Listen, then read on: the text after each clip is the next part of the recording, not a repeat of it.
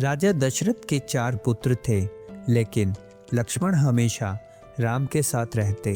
जहाँ राम थे वहाँ लक्ष्मण की परछाई भी होती।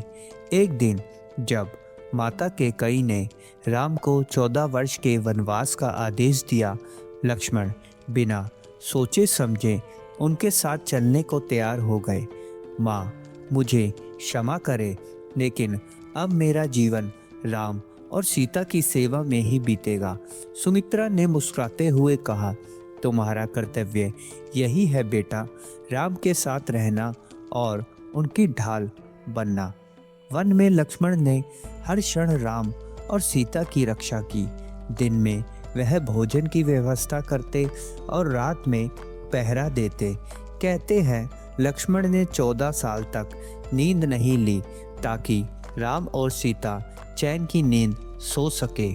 एक रात जब लक्ष्मण पहरा दे रहे थे, उन्होंने सीता से पूछा, माता, क्या मैं राम जी की सेवा सही ढंग से कर रहा हूँ?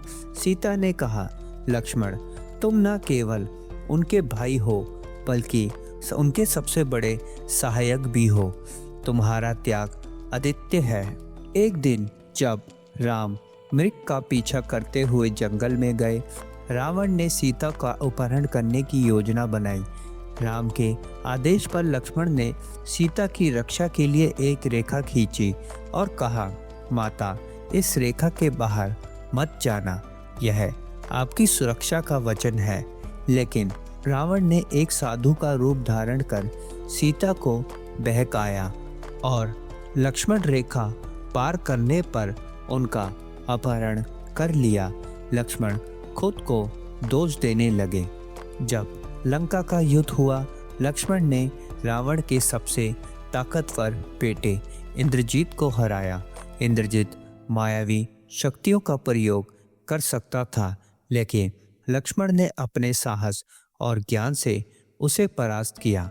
यह लड़ाई दिखाती है कि वह केवल राम के सहायक नहीं बल्कि महान योद्धा भी थे। एक समय ऐसा भी आया जब युद्ध में लक्ष्मण मूर्छित हो गए। हनुमान जी संजीवनी बूटी लेने गए। जब लक्ष्मण होश में आए तो उन्होंने राम से कहा, भैया, अगर मेरा जीवन आपकी सेवा में नहीं लगेगा तो यह व्यर्थ होगा। राम के राज्याभिषेक के बाद लक्ष्मण ने भी अपने जीवन का सबसे बड़ा त्याग दिया।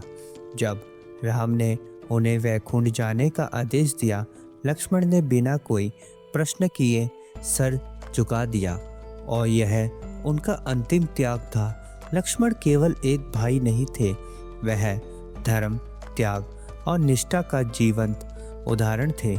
उनकी कहानी हमें सिखाती है कि सच्चा प्यार और समर्पण किसी रिश्ते को अमर बना सकता है। क्या आज के युग में कोई लक्ष्मण जैसा भाई हो सकता है? यह सवाल हर दिल में उठता है।